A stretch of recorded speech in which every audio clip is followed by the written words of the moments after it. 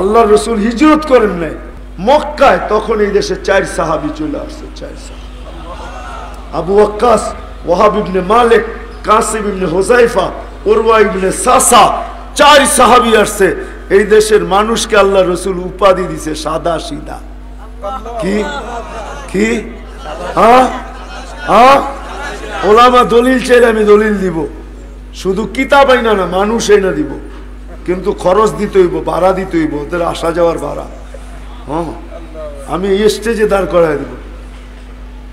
স্বপ্নে ওরা দেখছে আল্লাহ রসুলকে কাঁদতে, বলছে কাঁদেন কেন? আমার বাংলাদেশের সাদা সিধা উম্মতের জন্য কাঁদি। বাংলাদেশের উম্মত সরল সহজ। এই দেশে ইসলাম যুদ্ধে আসে নাই, সাহাবীদের চেহারা দেখে এই দেশের মানুষ মুসলমান হয়ে গেছে, আল্লাহওয়ালাদেরকে দেখা মুসলমান হয়ে গেছে, শাহজালাল রে দেখা মুসলমান হয়ে গেছে, শাহপরানকে দেখা মুসলমান হয়ে গেছে। এই দেশের মানুষ সাদা সিধা। আমার কাছে ইতিহাস আছে, আপনার কাছে কয় বছরের ইতিহাস আছে? আমার কাছে 1400 বছরের ইতিহাস আছে।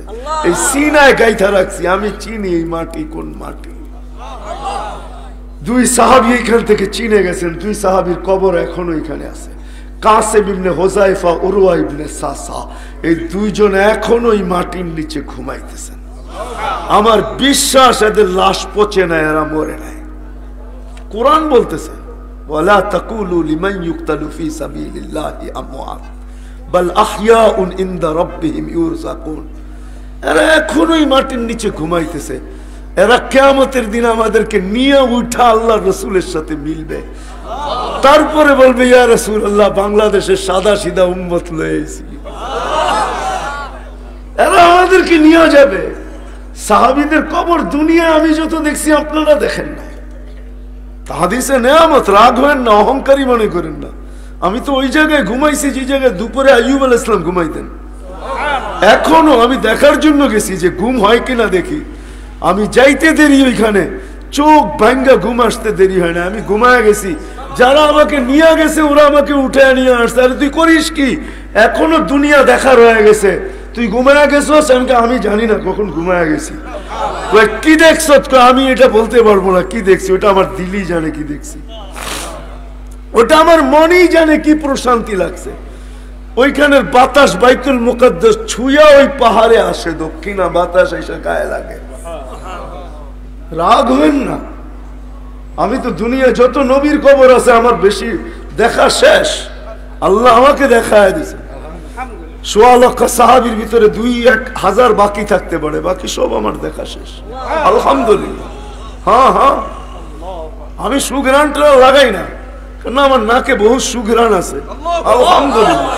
হ্যাঁ, আমি সুঘ্রাণ লাগাইলে ওগুলা এসে আমাকে মনে হয় যে পারে না, থাপ্পড় মারে যে এই গ্রান নাকে লাগার পরে আবার তুই এই গ্রান লাগাস, তো লাগাস কি করে?